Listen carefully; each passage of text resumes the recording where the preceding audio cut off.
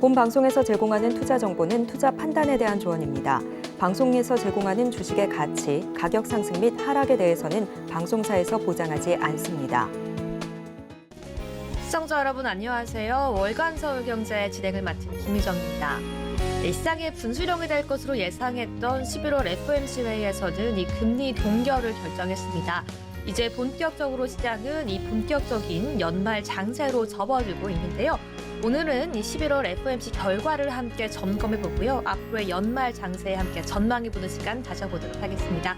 네, 오늘은 윤석천 경제평론가님 모셨습니다. 어서 오세요. 네, 안녕하십니까. 네, 오늘 우리 처음 이곳에서 만나게 되었는데요. 소감이 네네. 어떠신가요? 글쎄요, 뭐 저는 이 스튜디오가 그런 대로 익숙한데 네.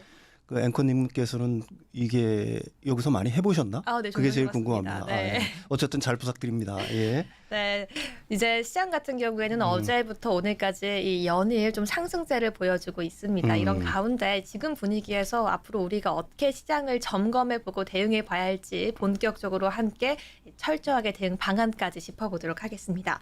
네, 먼저 오늘 새벽에 발표가 되었던 이 FOMC 결과에 대해서 함께 이야기해 보도록 하겠습니다.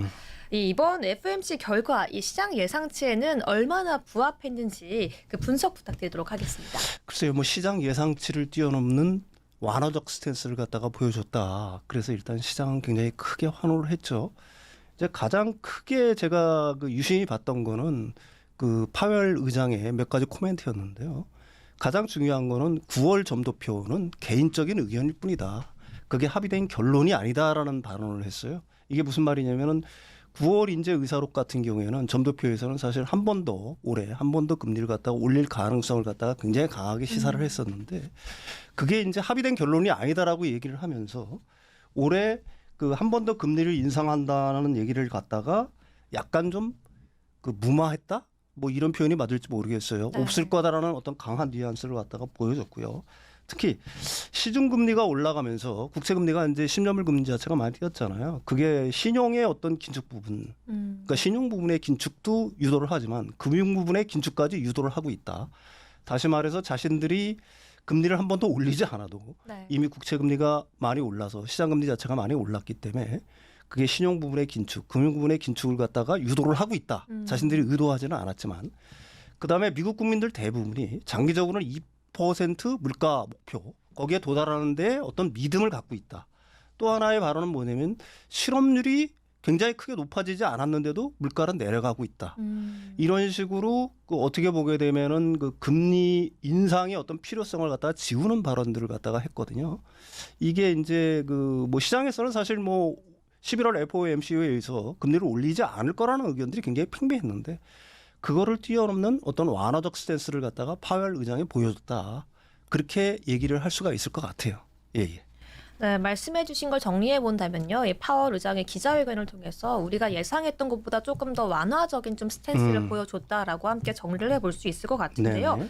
사실 또 한 가지 중요한 거는 이 다음 FOMC에서 금리를 인상하느냐 인상하지 않느냐도 중요하지만 네네. 저는 그 이외에도 언제 좀 금리를 내릴 수 있을까 그 부분에 대해서도 함께 예상을 해보고 싶은데 그 부분에 대해서는 어떻게 생각하시나요? 이제 제가 가장 이제 주목해서 보는 거는 사실은 그 장단기 금리 역전 현상이에요. 장단기 금리가 역전을 하게 되면은 미국 경제 같은 경우는 어김없이 침체가 왔습니다. 근데 그 평균 기간이 얼마냐? 2000년대부터 이렇게 보면은 그러니까 장단기 금리가 역전된 이후 보통 한 11개월에서 한 12개월, 그러니까 한 1년 정도 시차를 두고 이제 어김없이 침체가 왔거든요.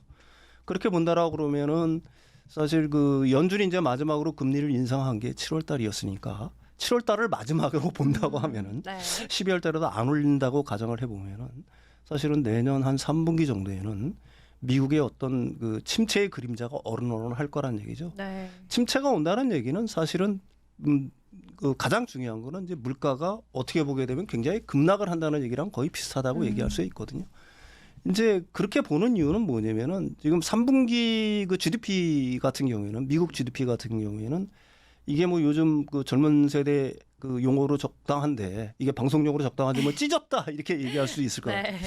거의 뭐 블룸버그 같은 경우는 한 4.2%, GDP 나우 같은 경우는 거의 5% 이 정도의 어떤 놀라운 성장력을 보여줬으니까 근데 4분기 이후부터는 그게 이제 사실은 성장률이 저하될 것이 분명한 사실입니다. 왜 그러면 기저효과가 작용하겠죠. 3분기에 이제 너무 많이 그 성장을 했기 때문에 4분기에는 그거보다 좀 줄어들 것 같고요. 그다음에 이제 근원 인플레이션 같은 경우를 보게 되면은, 그러니까 근원 인플레이션이라는 건 에너지라든지 식료품 이런 변수를 제외한 그 인플레이션을 보게 되면 꾸준히 이제 하락하는 추세지 않습니까? 그다음에 이제 가장 중요한 건 뭐냐면 미국의 그 가계의 소비 여력들이 이제 거의 점점 소진돼 가고 있다, 이렇게 얘기할 수가 있죠. 왜 그러냐면 이제 미국 가계 같은 경우에는 코로나 시대에 사실은 국가에서 엄청난 보조금들을 받았잖아요. 몇 차례에 걸쳐서. 그것들은 이제 다 쓰고 저축률도 이제 그 예외적으로 굉장히 낮아지고 있어요. 2019년과 코로나19 이전에 비해서도 낮아지는 수준에 현재 있는 상황이거든요. 그러니까 현금 자체가 거의 소진돼 가고 있다라고 보는 거고. 그다음에 무엇보다도 이제 그 금리 자체가 사실 굉장히 높잖아요. 그러니까 내구재의 어떤 소비들이 점점 줄어드는 양상들. 따라서 그 내년을 놓고 본다라고 하면은 그 24년 그 한 3분기 정도부터 침체의 그림자가 어른어른 거린다라고 하게 되면은 사실은 그 연준이 발빠르게 행동을 한다라고 하게 되면은 2분기부터 서서히 금리를 내릴 수 있는 어떤 스탠스를 잡지 않을까. 뭐 저는 개인적으로 그렇게 생각을 하고 있습니다. 네, 감사합니다. 네네. 계속해서 이제 오늘 새벽에 발표가 되었던 이 FOMC 결과에 대해서 함께 이야기를 해봤는데요. 우리 이젠 좀 시장에 대해서 조금 더 깊게 이야기해 보도록 하겠습니다. 이 지난 10월 같은 경우에는 시장의 변동성이 굉장히 컸습니다. 이 코스피 같은 경우에는 2,300선까지 깨지면서 이 투심이 악화되는 모습 계속해서 보여줬었는데요. 이 글로벌 증시도 전반적으로 좋지 않았지만 사실은 이 코스피와 코스닥이 더 좋지 않았던 분위기까지 연출이 되었었는데요. 유독 그랬던 그 이유는 뭐라고 보시나요? 일단 매크로 이슈에 우리 그 한국 주시장이 역사적으로 좀 약하죠. 네. 예. 이제 사실은 매크로 이슈는 이제 크게 두 가지로 나눌 수가 있는데, 매주 목요일마다 미국 국채 입찰이 있잖아요. 그러면서 이제 국채 금리가 폭등을 하면서 그게 시장의 어떤 하락 압박 요인으로 사실은 작용을 했습니다. 그리고 이제 그게 사실은 미국 증시를 어느 정도 눌렀다라고 얘기할 수도 있는 거고요. 그래서 조금 있다가 또 보니까 또 전쟁 하나가 터졌어요. 그 이스라엘과 하마스 간의 전쟁이 터지면서 네. 사실은 뭐 우리나라 같은 경우에는 어떤 지정학적 위험에 항상 노출된 국가다 보니까 그런 어떤 그 전쟁이라든지 이런 거에 대해서 좀 민감하게 반응하는 것들이 있다, 다른 나라에 비해서. 그 특히 우리나라 같은 경우는 미국 시장하고 사실은 어느 정도 커플링이 되어 있으니까 그거에 대한 어떤 충격파를 갖다가 강하게 받았다라고 얘기할 수가 있는 거고요. 특히 이제 우리나라 시장이 더 약세를 보인 거는 사실은 2차 전지의 어떤 악재들이 계속해서 터졌죠. 가령 뭐 리튬 가격이 급락을 해가지고 그 배터리 소재 업체들의 어떤 수익성이 3분기에 굉장히 악화됐다는 것들. 그다음에 이제 올해부터 시작해서 올해 하반기부터 내년까지 전기차 시장이 어떤 둔화될 거라는 어떤 우려들이 있었는데, 그게 뭐 제가 생각해는 어떤 일단 과도한 우려지만 그 현실은 현실이니까요. 이런 것들이 이제 그 상반기에 우리나라 주식시장을 이끌었던 전기차 섹터의 어떤 약세를 부추긴 거고요. 이게 어떻게 보면 급락을 좀 이루어냈다라고 얘기할 수가 있는 거죠. 거기다가 이제 영풍 제지 사태가 터지면서, 그러니까 키움증권이 이제 그 반대 매매가 이제 굉장히 많이 이제 계속해서 지금까지도 뭐 반대 매매가 있는 줄 알고 있습니다. 네. 키움증권 같은 경우에는 영풍 제지뿐만이 아니라 가령 뭐 에코프로라든지 에코프로 BM이라든지 포스코 홀딩스라든지 이런 증거금들을 갖다가 대폭 상향 조정을 하면서 반대 매매를 갖다가 어떻게 보게 되면은 좀 부추겼다. 그게 이제 키움증권뿐만이 아니라 뭐 삼성증권이라든지 몇몇 증권사가 증거금을 갖다 대폭 올리면서 네. 사실은 이런 어떤 반대 매매를 갖다가 부추긴 거고요. 그런 결과로 인해서 거기에 이제 공매도가 결합이 되면서 그 2차 전지 섹터의 어떤 그 급락, 뭐 어떤 투매 양상들을 불러일으킨 거고요. 그게 이제 10월 말까지 우리나라 시장을 갖다가 전반적으로 크게 흔들었던 변동성을 키웠던 가장 큰 요인이다. 뭐 저는 그렇게 생각을 하고 있습니다. 네, 이렇게 말씀을 해주셨는데요. 특히나 10월 동안 힘들었던 우리 시장 같은 경우에는 이 국내 이슈뿐만 아니라 이 글로벌적인 또 지정학적인 이슈에 의해서 많이 흔들렸던 시장이었습니다. 특히나 계속해서 지금 이어지고 있는 반대 매매 사태까지도 우리 시장에서 투심이 악화되는 큰 요인이었는데요. 네, 하지만 이 전쟁 리스크는 잦아들기는커녕 계속해서 확대되는 분위기가 연출이 되고 있습니다. 어디로 튈지 알 수 없는 상황인데요. 지금 이런 상황 속에서 이 중동 사태 핵심적으로 살펴봐야 할 부분은 뭐라고 보시나요? 제가 지난달에도 얘기했지만 저는 이게 진영 간의 어떤 전쟁으로 비화하지는 않을 거라는 걸 갖다가 확신을 하고 있습니다. 네. 사실은 미국 같은 경우에는 뭐 정전은 아니지만은 일시적인 휴전을 갖다가 강하게 이스라엘 측에 주문을 하고 있는 거고요. 이란 역시 사실은 마찬가지입니다. 전쟁에 뭐 어느 정도 개입은 하고 있다라고 봐야 되겠죠. 가령 뭐 시리아라든지 아니면 레바논의 헤즈볼라라든지 예멘의 후티 반군이라든지 이런 쪽에 지원들을 하고 있지만은 일단 말은 그렇게 하고 있습니다. 휴전을 좀 하자. 아니면은 진짜 우리도 어떻게 나올지 모른다. 그렇지만 먼저 앞에 단어는 역시 휴전이라는 단어가 굉장히 강하죠. 네. 근데 이제 제가 그 지정학적인 어떤 그 리스크를 갖다가 살필 때 제가 이제 과거에 본 책 중에 지정학적 알파라는 책이 있습니다. 네. 그 책에서 내가 굉장히 감명 깊은 그 구절 하나를 갖다가 외우고 있는 게 있어요. 네. 선언은 제약 조건에 의해서 결정된다라는 겁니다. 이 이스라엘과 하마스 간의 전쟁에서 선언은 뭐죠? 이스라엘은 이슬람 세력을 완전히 물리치고 싶어하고 또 이슬람 세력은 이스라엘을 죽이고 싶어하고 이게 자신들이 진짜로 원하는 선언란 말입니다. 그런데 그렇게 하지 못하는 이유는 여러 가지 제약 조건들이 있어요. 가장 큰 제약 조건은 뭐냐? 경제적인 문제 때문에 그렇습니다. 이스라엘이 이 전쟁이 길어지면 길어질수록 이스라엘의 어떤 경제 구조는 완전히 파탄이 나겠죠. 그렇죠. 당연한 얘기가 아니겠습니까? 그다음에 지금 이라크, 그다음에 시리아, 레바논, 예멘 다 어려운 국가들이에요. 전쟁을 갖다가 치를 만한 능력이 사실은 없는 국가들입니다. 이란 역시 마찬가지예요. 특히 그다음에 미국이 어떠냐 그러면은 미국 같은 경우도 만약에 이스라엘과 하마스의 전쟁이 확전 상태로 가게 된다라고 하게 되면은 미국은 두 개의 전쟁을 치러야 됩니다. 굉장히 곤란하죠. 한쪽에서는 러시아, 중국을 상대해야 되는 거고요. 또 한쪽에서는 이슬람 세력을 상대해야 되는 건데 글쎄요, 이게 경제적 어떤 제약 요건으로 작용을 하면서 특히 뭐 미국 같은 경우에는 내년에 대선을 갖다가 앞두고 있는데 네. 대선에 굉장히 부정적인 어떤 영향을 끼칠 거예요. 따라서 이게 확전 양상으로 갈 수는 제가 생각하기에는 거의 불가능한 요건이다. 이게 이스라엘과 하마스 간의 대립이라든지 전쟁이 비교적 장기적인 어떤 상황으로 갈 수는 있겠지만 이게 양진영 간에 다시 말해서 이슬람과 서방과의 어떤 대결 이런 어떤 확전 양상 과거의 어떤 중동 정쟁의 어떤 양상으로 번지지는 않을 거다. 뭐 저는 개인적으로 그렇게 생각을 하고 있습니다. 예. 네, 확전으로 조금 더 이어지기는 어렵다라고 말씀해 주셨는데요. 잠깐 좀 덧붙여서 질문 드려보자면 네. 이 내년에 미국에서는 이 대선이 준비가 되어 있습니다. 네. 이 바이든의 입장이 궁금한데요. 일단 네. 또 민주당과 공화당이 바라보는 이스라엘 쪽 지정학적 리스크와 이 러시아 우크라이나 쪽 지정학적 리스크에 대한 스탠스가 다르기 때문에 여기에 대한 좀 의견 어떻게 보시나 궁금합니다. 일단 바이든 같은 경우에는 내년 재선을 갖다가 앞두고 있기 때문에 네. 두 개의 전쟁을 동시에 치를 수는 없어요. 그쵸. 막대한 전비가 들어가는 거기 때문에 사실 전쟁이 또 확산하게 된다라고 하게 되면은 이거는 우리가 상상할 수 없는 전비가 들어가겠죠. 도저히 불가능한 거고요. 네. 지금 미국이 그 대외 전략 중에서 가장 중요하게 생각하는 거는 사실은 중국에 대한 견제입니다. 중국과 러시아에 대한 견제라고 얘기할 수가 있는 거예요. 일단 러시아 우크라이나 전쟁에서 미국이 이제 와서 손을 뺄 수는 사실은 없겠죠. 네. 그 전쟁은 치르는 거는 불가피한 상황인 거고요. 그다음에 미국의 대외 전략 중에서 가장 중요하게 생각하는 거는 중국에 대한 견제입니다. 이게 어떻게 보게 되면은 지금 중동의 어떤 지정학적 위치보다도 그게 사실은 미국의 당면 과제라고 얘기할 수가 있는 거예요. 왜 그러냐면 미국 입장에서 전체적으로 놓고 보게 되면은 미국 입장에서의 중동의 가치는 과거에 비해서는 굉장히 낮아졌다라고 얘기할 수가 있는 거예요. 왜 그러냐면은 오일에 대한 중요성 자체가 미국 자체가 뭐 일단 오일 수출국이기도 하고요. 그 셰일 오일 때문에 사실은 중동을 갖다가 그렇다고 해서 미국의 전략에서 완전히 배제할 수는 없는 거지만은 그렇다고 해서 과거만큼 그렇게 크게 어떤 그런 그 가령 뭐 중국을 견제한다거나 러시아를 견제하는 것보다 우선순위에서 위에 있다? 뭐 지금은 제가 생각하기엔 그런 상황은 아닌 것 같고요. 무엇보다도 사실은 그 미국의 어떤 전쟁 확산, 그다음에 이제 중동에서의 어떤 미국의 어떤 개입들 이것들이 깊어지는 것 같다. 미국 국민들이 지금 바라지를 않아요. 따라서 그게 그 민주당의 입장이든 아니면 공화당의 입장이든 아니면 내년에 뭐 트럼프가 설사 된다고 하더라도 미국 국민들의 정서가 사실은 그런 상황인데 이 전쟁을 갖다가 확전 양상으로 가게 놔둘 거냐라는 거는 제가 생각하기에는 좀 의문의 여지가 있습니다. 네, 예. 어렵다라고 말씀을 해주셨는데요.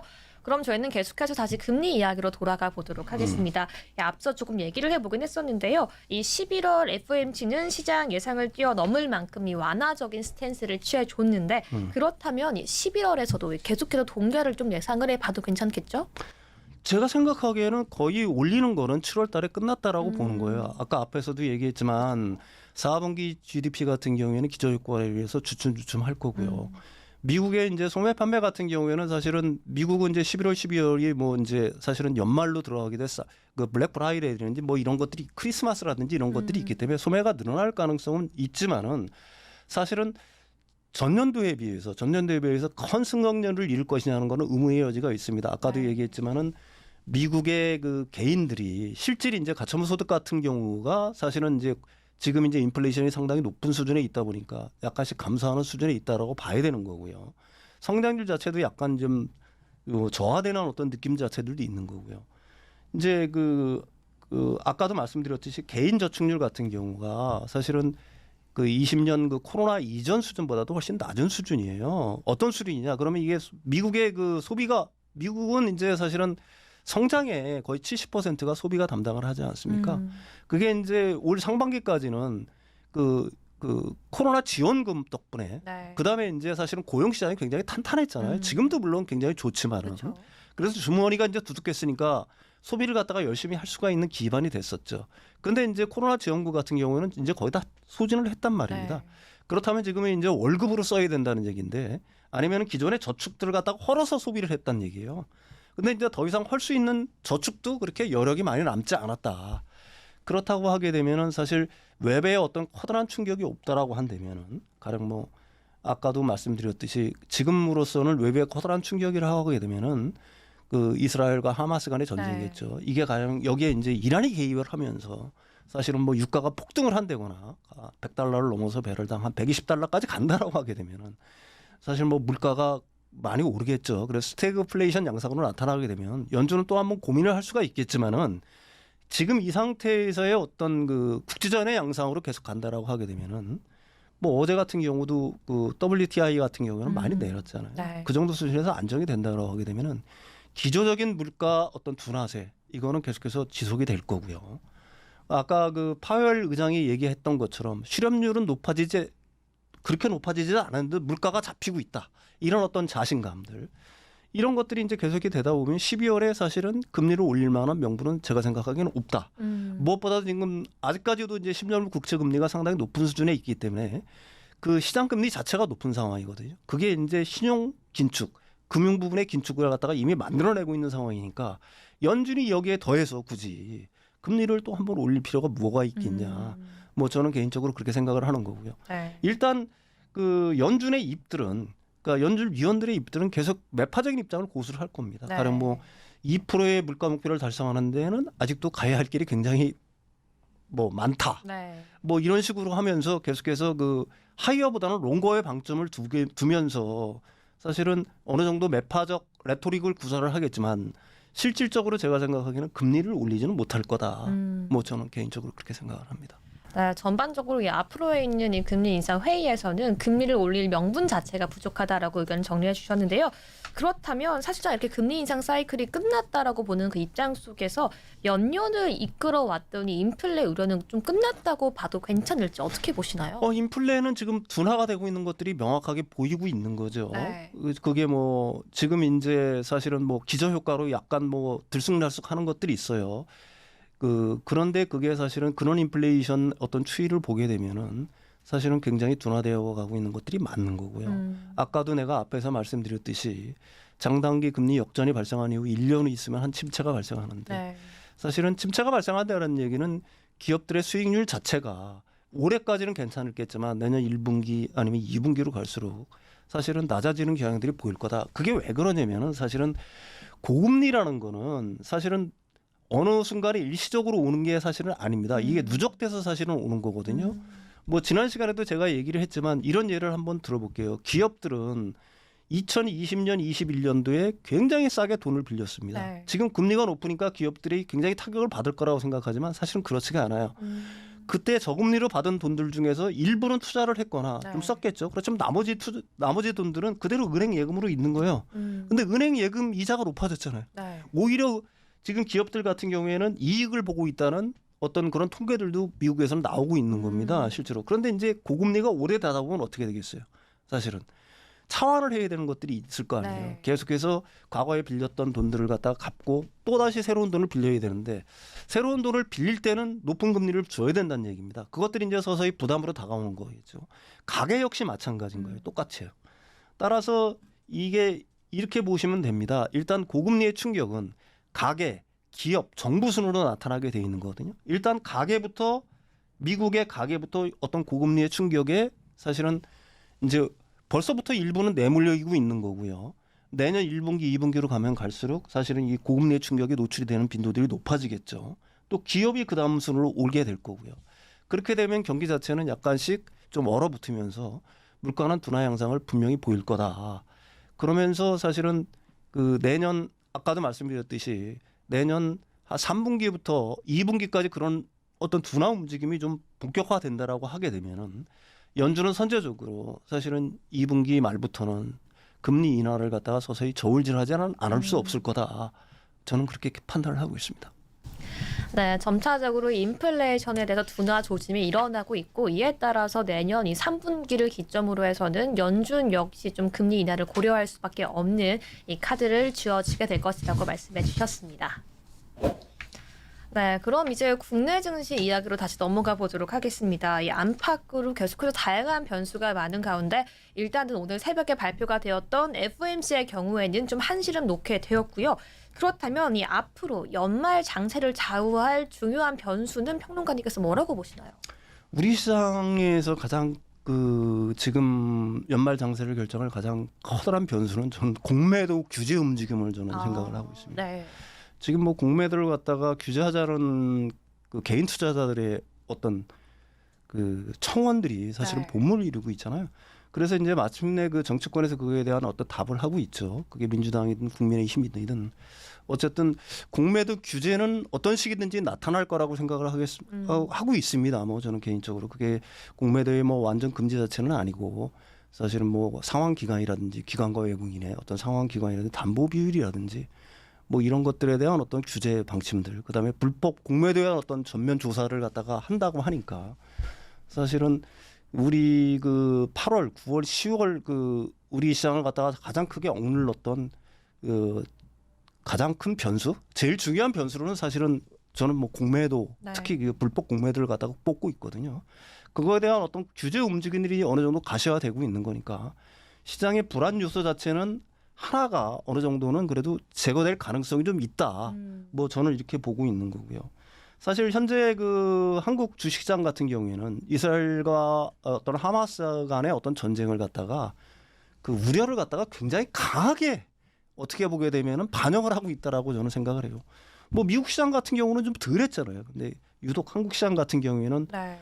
뭐 우리가 이제 북한과 접해서 그런지는 모르지만은 지정학적 이슈에 굉장히 민감한 어떤 이런 것들이 있죠. 그 덕분에 그 때문에 사실 덕분은 아니고 그 네. 때문에 사실은 그 어떤 전쟁의 우려들이 우리 시장에 어떤 깊은 그늘을 들이웠다. 뭐 이렇게 얘기할 수가 있는 건데 사실 그 부분 같은 경우에는 지금 어떤 휴전에 대한 어떤 논의들이 어느 정도 가시화되고 있는 거니까 제가 생각하기에는 아까도 말씀드렸듯이 확전보다는 사실은 국지전 양상으로 어느 정도 지속될 가능성 그 부분에 대한 우려까지 일단은 그 10월 달에 이미 다 반영을 했다라고 저는 보는 거고요. 제가 우리 시장에 계속해서 주목을 하는 이유는 나아질 거라고 보는 이유는 뭐 지난달에도 제가 말씀을 드렸듯이 거시경제 매크로적인 이슈들이 우리 시장에 굉장히 긍정적인 방향으로 돌아가고 있는 것들이 몇 개가 있어요. 네. 가장 크게 이제 우리나라 주식시장의 어떤 향배를 결정하는 거는 한국의 수출입니다. 수출 자체가 13개월 연속 감소하다가 네. 13개월이 끝나고 나서 사실은 10월 달에 플러스 5% 성장을 했잖아요. 이것도 역시 뭐 기저효과 때문이라고도 얘기할 수가 있는 거지만 그게 이제 제가 생각하기에는 한국 주시장을 끌어올릴 가장 중요한 변수가 될 거고요. 그다음에 OECD의 그 한국 경기 선행 지수가 반등을 하고 있는 거고 그다음에 선행 지수 순환 변동치 통계청에서 발표하는 것들도 역시 플러스로 반전을 하고 있죠.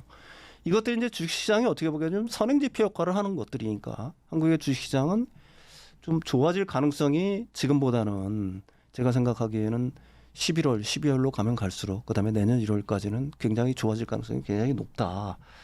이제 단 한 가지 변수라는 건 뭐냐면은 아까도 말씀드렸듯이 뭐 그 이슬람과의 하마스의 전쟁이 네, 외부적인 확전, 요인들. 예, 확산하는 건데 사실 그럴 확률이 얼마나 될까라는 거는 뭐 저는 개인적으로 좀 의문인 상황인 네. 거고요.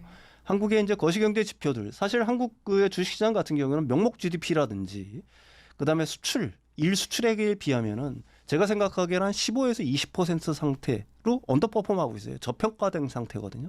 한국 시장이 가장. 그렇게 본다라고 하게 되면은 지금 뭐 일 수출량이라든지 아니면 수출량의 어떤 수출액의 어떤 증가, 그다음에 이제 경기 그 선행 지수들의 어떤 반전, 반등 이런 것들이 곧 코스피 시장의 어떤 그 반전을 갖다가 말해주고 있는 거 아니냐는 생각을 하는 거고요. 무엇보다도 제가 가장 강하게 보는 거는 사실은 우리나라 주식시장을 유심히 보게 되면은 120개월 이동 평균선을 갖다 터치하고 나서는 네. 항상 커다란 반등이 나왔습니다. 물론 일시적으로 120개월, 그러니까 10년 평균 이동 평균선이죠. 그걸 갖다 일시적으로 이탈한 경우는 있지만은 한번 그림을 한번 살펴보십시오. 다 거기서 엄청난 반등을 이루었다는 네. 얘기입니다. 그런 것들이 지금 전부 다 맞아떨어지고 있는 거예요. 지금 한국 코스피 같은 경우에는 120개월 이동 평균선을 갖다가 터치한 상황이거든요. 네. 그렇다고 그러게 되면은 하방으로 열려 있는 것보다는 상방으로 열려 있는 것들이 훨씬 크지 않나 이렇게 생각을 합니다. 네, 지금 말씀해 주신 걸 요약을 한번 해보자면 지금 다양하게 나오고 있는 공매도 관련 규제들 또 수출 등에 의해서 이 경기 선행 지수가 의미하는 이 반전이 앞으로 이 시장이 좀 반전을 함께 의미하고 기대해 볼 수 있지 않나라고 말씀해 주셨고요. 또 120일 이평선을 좀 터치하고 다시 올라가 주면서 다시금 반등까지 기대해 볼 수 있다라고 말씀해 주셨습니다. 이 한마디로 하락할 만큼 하락했다. 네. 역시나 이 하락도 이 길어질 만큼 길어졌다라는 의미인 것 같은데요. 이 한 달 전까지만 해도 사실 이 2,500선이 과매도 구간이라고 했는데 방금 말씀해 주신 것처럼 이 120일 이평선을 터치하는 이 2,300선 구간 역시 바닥을 모른다는 그런 좀 증권가는 의견도 있습니다. 네, 조금 전에 말씀해 주셨던 좀 120일 이평선을 터치하고 올라갈지 아니면은 바닥을 모른다고 봐야 할지 이 부분에 대해서는 어떻게 보시나요? 코스피 그 장기 추세를 갖다가 한번 살펴보시라는 얘기죠. 네. 그럼 120개월입니다. 120개월 이동 평균선을 갖다가 터치하고 나서는 항상 커다란 반등이 나왔어요. 2005년, 그다음에 2008년, 네. 2020년 공이 마찬가지입니다. 지금 역시 120일 이동 평균선을 갖다가 터치를 하고 있다는 얘기예요. 네. 이게 일시적으로 여기서는 하회할 수는 있어요. 네. 과거에도 그런 경험들이 있었으니까요. 그렇지만은 그거는 일시적인 현상에 불과했고 그다음에는 항상 커다란 반등이 나왔다는 게 역사적인 사실은 경험인 거고요. 사실 주가가 120개월 이동 평균선을 터치했다는 얘기는 극단으로 다 왔다는 얘기입니다. 사실은 네. 이게 어떻게 보게 되면 과매도의 어떤 상황이 극단을 넘어서 극단으로 완전히 치우쳤다는 얘기가 사실은 되는 거거든요. 네. 따라서 제가 생각하기에 이런 것 같아요.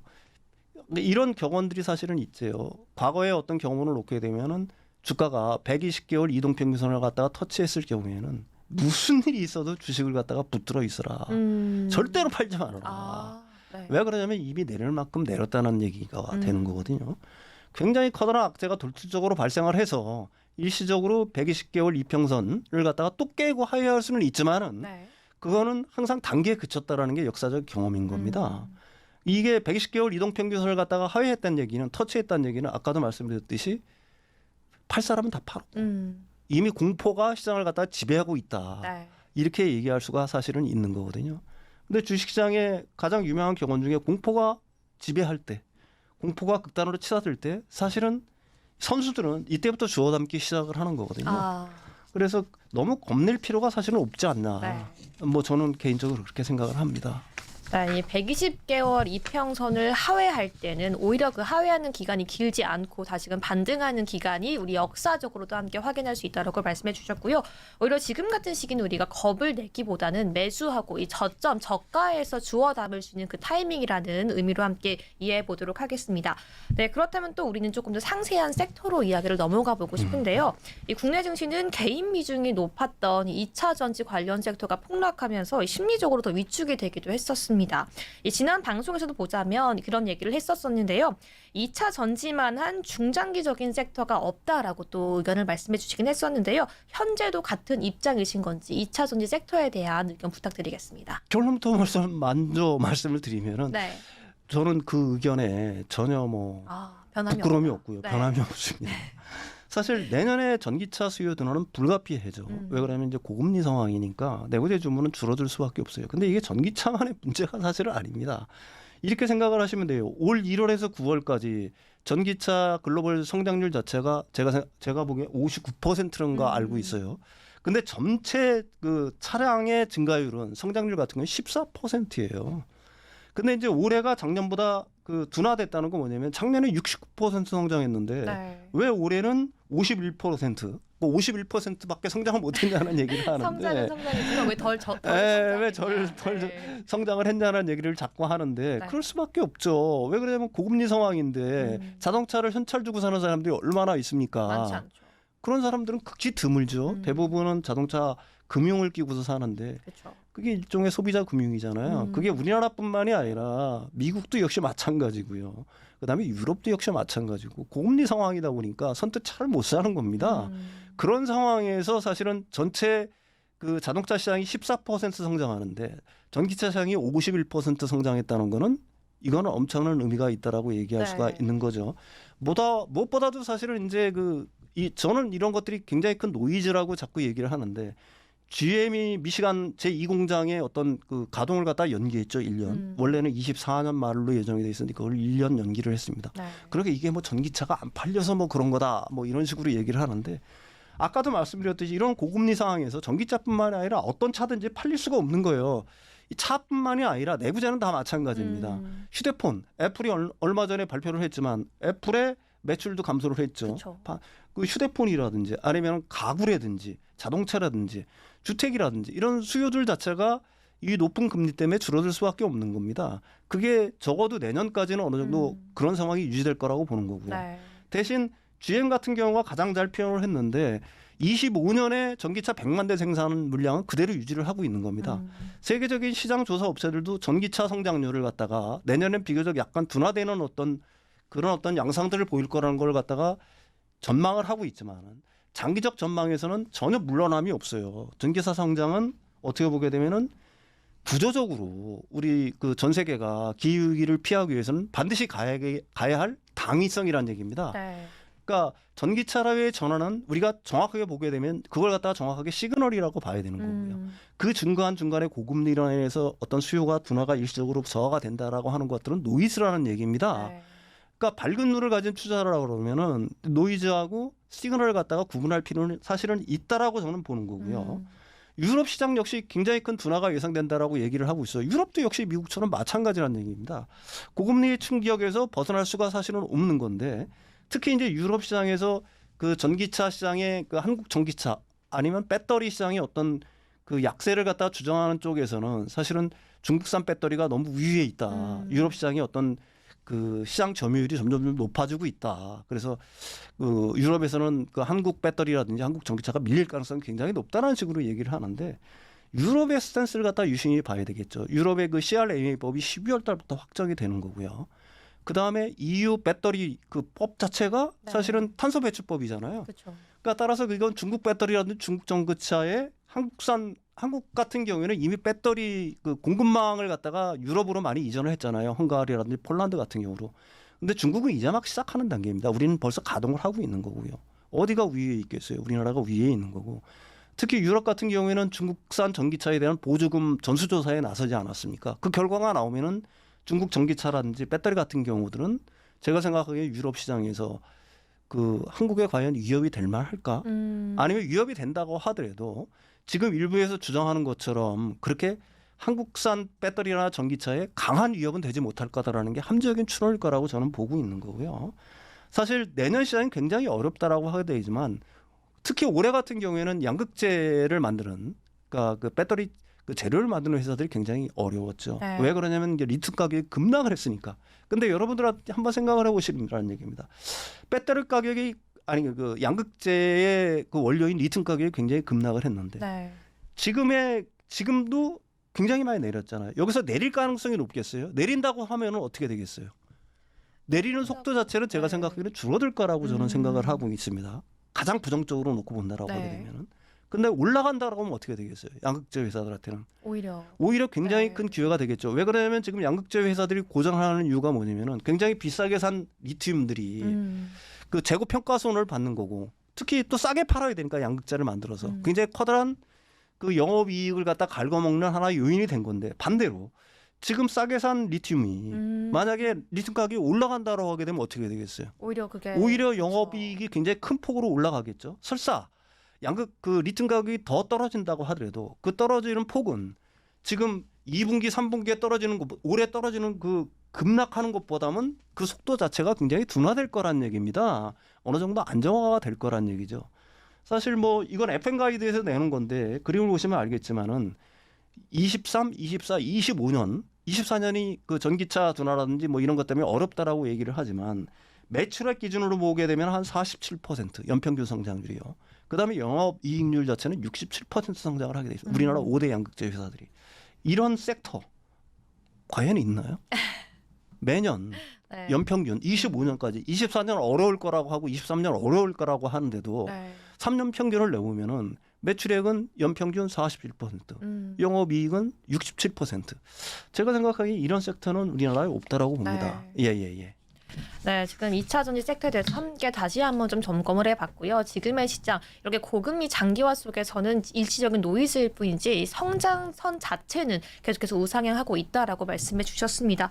네, 그렇다면 지나치게 한창 과열일 때 고점에서 물렸었던 그 시청자분들께 조언과 좀 당부를 해주신다면 좀 뭐라고 한 말씀 해주실 수 있으실까요? 지수가 굉장히 흔들리게 되면은 네. 사실은 주식을 갖다가 팔고 나가는 사람들이 굉장히 많죠. 그렇죠. 근데 이상하게 내가 팔면은 시장은 급등을 해버립니다. 네. 그럼 그 사람은 그 주식을 사지를 못해요. 왜 그러냐면 내가 일단 손해를 보고 팔았는데 네. 지금 또 사면은 더 비싸게 주고 사는 거잖아요. 그러니까 언뜻 손이 안 나갑니다.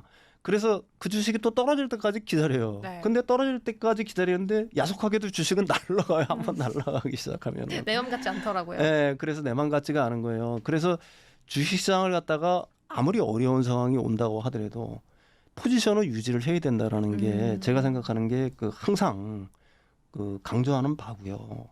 사실은 기다리다가 내가 사야지라고 생각하는 사람들이 굉장히 많아요. 네. 근데 주식의 바닥은 누구도 모릅니다. 네. 주식의 바닥은 사실은 누구도 모르요. 지금 어느 정도 선이면은 이게 그 어떤 극단의 어떤 급락 양상이고 어느 정도 바닥일 거라는 어떤 인식 자체들은 분명히 가질 수가 있는 거예요. 그럴 때는 과감하게 분할 매수를 하는 게 정답이다. 분할 아까도 매수. 얘기했지만은 가장 중요하게 될 변수로는 한국 주시장을 놓고 보게 되면은 한국 수출의 회복. 그게 제일 가장 중요한 변수고요. 두 번째는 계속해서 말씀드렸지만 지금 120개월 이평선을 갖다 터치를 하고 있다는 얘기입니다. 그러면 이 상황에서는 여기보다 더 내릴 가능성이 어느 정도는 있다라고 하겠지만 그 가능성보다는 상방으로 열려 있는 것들이 훨씬 많아요. 그리고 상방으로 열려 있을 때는 이게 급등을 하는 구간이라고 얘기할 수가 있는 겁니다. 네. 근데 한국의 이제 매크로적인 어떤 상황, 거시경제 상황 자체는 아까도 제가 말씀드렸듯이 가령 뭐 경기 선행 지수라든지 수출액의 변화라든지 뭐 이런 것들 자체가 한국 경제의 어떤 저점을 갖다가 확인했다라고 보는 거거든요. 한국 경제가 턴어라운드를 드디어 하고 있다 이렇게 본다라고 하게 되면은 지금은 주식을 조금씩 모아가야 될 때지 이 급락에 놀라가지고 팔 때가 아니다. 뭐 이렇게 얘기를 드리고 싶습니다. 네, 오히려 지금 같은 경우에는요, 계속해서 이 분할 매수로 시장에서 모아갈 때라고 말씀을 해주셨습니다. 네, 그렇다면 우리가 계속해서 조금 FOMC와 함께 연말 반전까지 좀 노려볼 수 있는 기대감을 시청자분들은 계속해서 갖고 계실 텐데요. 말씀해주신 것처럼 좀 분할 매수로 접근하는 게 좋다라는 말씀이신 거죠? 네네 그렇습니다. 네. 예. 전통적으로 사실은 그 11월, 12월, 그다음에 1월은 네. 주식시장이 가장 좋은 때죠. 그다음에 미국의 내년 대선이 있지 않습니까? 대선 전해가 주식시장의 어떤 성적 자체가 가장 좋았던 해라고 얘기할 수가 있는 겁니다. 네. 또 거듭말합니다. 이거 굉장히 중요하기 때문에 한국 주식시장 같은 경우에는 10년 이평선을 갖다가 지금 터치를 하고 있는 거예요. 120개월 이평선을. 이거는 그 상승의 어떤 굉장히 좋은 기회다라고 얘기를 하는 거고요. 사실 개인 투자자들 같은 경우에는 제가 계속해서 드리는 말씀이지만 좋은 기업을 산다는 생각으로 주식을 해야 돼요. 트레이딩에서는 개인 투자자들 같은 건 답이 없습니다. 무슨 얘기냐? 내가 네. 주식을 산다는 것보다는 좋은 기업을 산다는 생각으로 하게 되는 거예요. 가치 투자를 한다. 그렇죠. 그러면서 네. 중장기적인 시점으로 관점으로 시장을 바라보면은 기업의 어떤 주가라는 거는 반드시 그 실적 플러스 성장성의 변수거든요. 실적이 따라오고 장기적으로 그다음에 성장성이 담보가 돼 있는 주식이라고 한다면은 일시적으로 어떤 실질 가치와 주식의 어떤 실질 가치가 굉장히 급락을 해서 실질 가치와 주식 가격 자체가 굉장히 벌어지는 경우가 있지만은 그거는 일시적인 어떤 상황이라고 보는 거고요. 주가는 반드시 그 회사의 실질적인 가치와 아니면 그 이상으로 반등하게 되어 있는 겁니다. 따라서 여러분들이 이걸 갖다가 가장 강하게 생각을 해야 돼요. 한국 주식시장의 어떤 강점이 과연 어디에 있느냐 이런 거 같은 거 볼 때는 사실은 지금 몇 개의 어떤 섹터들이 있지 않습니까? 네, 아까도 그렇죠. 얘기했지만 배터리라든지 전기차 섹터들도 있는 거고요. 특히 이제 반도체 부분 같은 경우에는 뭐 일단 3분기 같은 경우에는 완전히 저점을 확인을 했고 그렇죠. 메모리 반도체 같은 경우는 일단 BEP 정도를 갖다 달성했다고 보는 거고요. 그다음에 HBM 시장 같은 경우에 올해부터 시작해서 내년부터 향후 5년 동안에 한 80% 성장할 거라는 얘기들이 있는 거고요. 거기에도 물론 여러 가지 변수들이 있어요. 가령 뭐 미중 갈등으로 인해서 엔비디아의 어떤 그 반도체들이 그 중국으로의 어떤 수출 통제를 받게 되면서 그러면서 이제 그렇게 된다라고 하게 되면은 HBM의 수요 또한 좀 어느 정도 줄어들 거다. 그렇지만 이제 AI로 가는 거는 사실은 그게 클라우드 서비스라든지 지금 뭐 MS에서 마이크로소프트사에서 봤던 것처럼 그 인공지능 클라우드 서비스는 계속해서 진화할 거기 때문에 그쪽에 들어가는 어떤 반도체 수요들 같은 것은 계속해서 있을 거고요. 특히 고사양 반도체들 같은 경우에는 그렇다면 반도체의 어떤 혹한도 지났다라고 봐야 되겠죠. 그렇다라고 본다면은 우리나라 주식시장 같은 경우에는 이미 악재들 갖다가 어느 정도 좀 더 소화를 했다. 그리고 긍정적인 부분들이 더 많이 남아 있지 않냐. 뭐 저는 개인적으로 그렇게 생각을 합니다. 네, 예, 이미 예. 8월, 9월, 10월 이 모든 악재들은 반영이 되었고 2차 전지 섹터뿐만 아니라 이 반도체주 그리고 AI 관련 주까지 조금 우리에겐 앞으로 좀 긍정적인 시그널만 남아 있다라고 함께 좀 정리를 해보도록 하겠습니다. 네, 그럼 마지막으로 네. 우리가 지금 같은 시장 상황 속에서 연말 랠리 함께 기대해봐도 좋을지가 궁금한데요. 네. 한동안 좀 너무 어려웠던 시장 속에서 고생했던 투자자분들에게 우리가 네. 어떻게 앞으로 대응할 수 있는지 함께 정리해 보도록 하겠습니다. 이 시장에서는 이 할로윈 효과라는 말도 있고 산타를리란 말도 네네네. 있더라고요. 어떻게 보시나요? 그거는 있을 거라고 저는 보는 거죠. 있다. 왜 그러냐면은 아까도 얘기했지만 11월 FOMC에서 일단 뭐 금리 인상은 안 한 거고요. 그다음에 시간이 지나면 지날수록 12월 금리 인상에 대한 어떤 기대치, 전망치도 약해질 거라고 저는 생각을 하고 있습니다. 또 특히 그 이스라엘과 하마스의 전쟁 같은 경우에도 제가 생각하기에는 확전보다는 지금 상태에서 봉합될 수 있는 가능성이 훨씬 높다 이렇게 보는 거고요.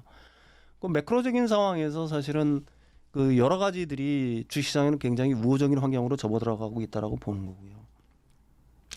그런 상황들이 이제 중첩이 되다 보면은 사실은 한국 주식시장에도 지금 8월, 9월, 10월 굉장히 어려웠던 시기들을 지나서 네. 뭐 사실 이제 오늘 같은 경우도 제가 주식시장 같은 경우가 굉장히 급등을 한 줄로 알고 있는데 이런 어떤 좋은 기운들이 모아지다 보면은 이제 서서히 그 투심이라고 얘기할 수가 있겠죠. 그쵸, 네. 투심들도 어느 정도 안정화가 될 거고요. 특히 한국 시장을 짓눌렀던 그 공매에 대한 어떤 우려들 그런 것들이 지금 이제 금융위원회라든지 아니면 그 정치권에서 어떤 결론을 내릴지는 모르겠지만은 네. 어떻든 규제로 방향을 잡을 건 틀림이 없어요. 왜 그러냐면 우리나라도 내년에 총선을 앞두고 있기 때문에 사실은 유권자들에 대한 어떤 눈치를 갖다 정치권에서 보지 않을 수 없는 사실은 그런 상황이라고 보는 거고요.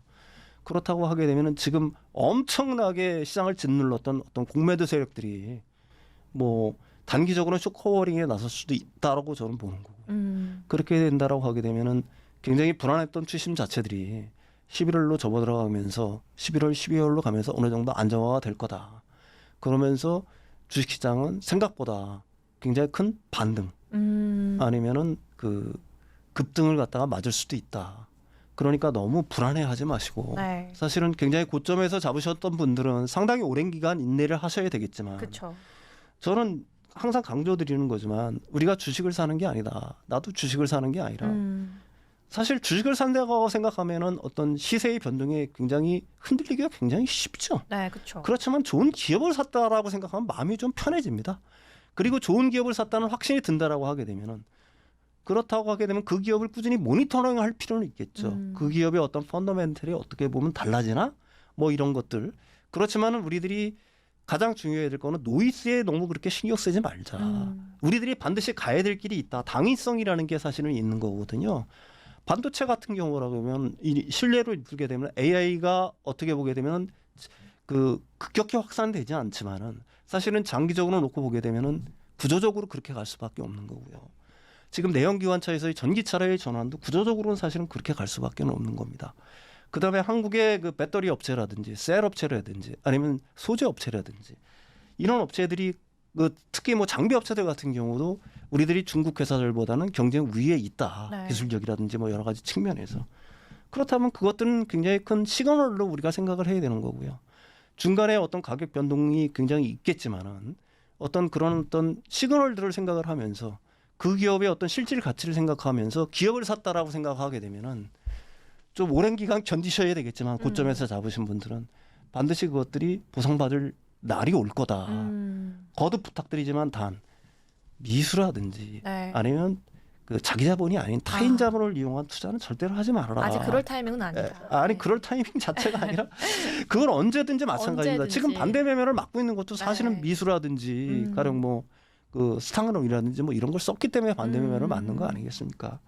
그러니까 어떤 기회가 온다고 하더라도 사실은 그 부채를 이용해서 신용을 이용으로 해서 사실은 그 레버리지를 이용한 투자 자체는 사실은 인내심을 갖다가 키우지는 못하는 거거든요. 네. 나는 그 주식을 계속해서 갖고 있고 싶지만 사실은 반대 매매에 휩쓸리면 갖고 있을 수가 없잖아요. 그쵸. 네. 그러니까 엉덩이가 가벼워질 수밖에는 사실은 없는 거거든요. 그래서 주식시장에서 가장 중요한 거는 계속해서 하는 얘기지만은 워렌 버핏이 한 얘기지 않습니까? 주식시장이라는 거는 엉덩이가 가벼운 사람 쪽에서 엉덩이가 무거운 사람 쪽으로 도를 옮기는 기계다. 인내심이 없는 사람 쪽에서 인내심이 있는 사람 쪽으로 옮기는 기계다라고 워렌 버핏이라는 현인들이 얘기를 한 겁니다. 제 네. 얘기가 아니라. 그러기 위해서는 좀 그 빌려서 투자하는 것들 이런 것들을 좀 자제하자. 네. 앞으로 어떤 시장이 열리더라도 그것만 아니면은 좋은 기업의 주식을 샀는데 두려울 게 뭐가 있겠냐. 네, 뭐 저는 맞습니다. 그렇게 생각을 합니다. 네, 예. 이렇게 한 현재 현 시점에서 우리가 FOMC를 어떻게 해석하고 또 앞으로의 시장을 예측해 봐야 할지 그리고 이 본격적인 연말 장세에 접어든 우리 시장 속에서 어떠한 마음으로 어떤 섹터들을 대해야 할지까지 함께 철저하게 점검해 봤습니다. 네, 오늘 윤석천 경제평론가님 좋은 말씀 다시 한번 감사드립니다.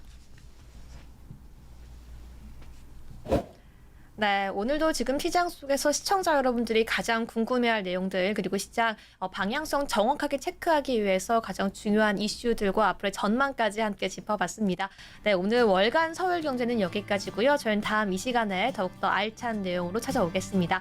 오늘도 시청해주신 여러분 모두 고맙습니다.